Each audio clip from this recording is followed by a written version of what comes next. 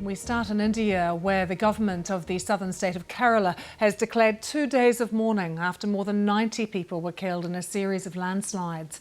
Officials say almost 100 people are still missing. Images on social media show railway lines and roads underwater in forested areas, torrents of muddy water sweeping away trees and bridges. Many people are feared trapped in areas that the emergency services have yet to reach. Samira Hussain is our South Asia correspondent. She told me the casualty figures are expected to rise. Most people expect that that number is actually going to go up. They're saying about 250 people have been injured so far, and they have the Indian Navy that is efforting in the rescue attempts. You also have members of the Indian Army that are also involved in the rescue operations. What's really making it all really difficult is, of course, that it continues to rain there, and it was those rains that triggered the 3 consecutive landslides very early in the morning Tuesday here in India.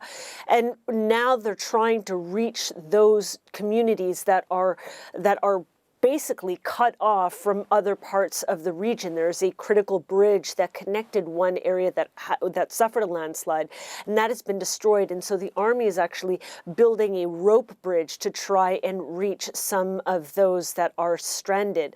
You know, officials there believe that many people may have been swept into those rivers that have become really swollen and muddy and just become trapped under that water. So really now the race is on to try and get to some of those people that are stranded behind those mudslides. And Samira, this is an area of Kerala that is prone to heavy rain and flooding, so they are familiar in some ways with what needs to happen now.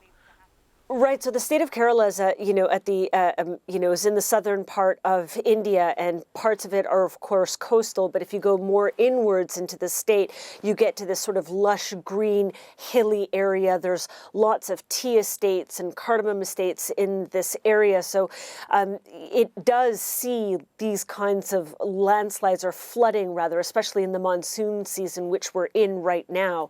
And so they have seen that. Back in 2018, more than 400 people died.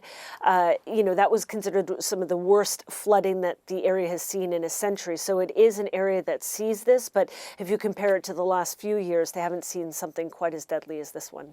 Samira Hussain there. We're keeping a close eye on what is happening in Kerala. As she was saying, the death toll is expected to rise there.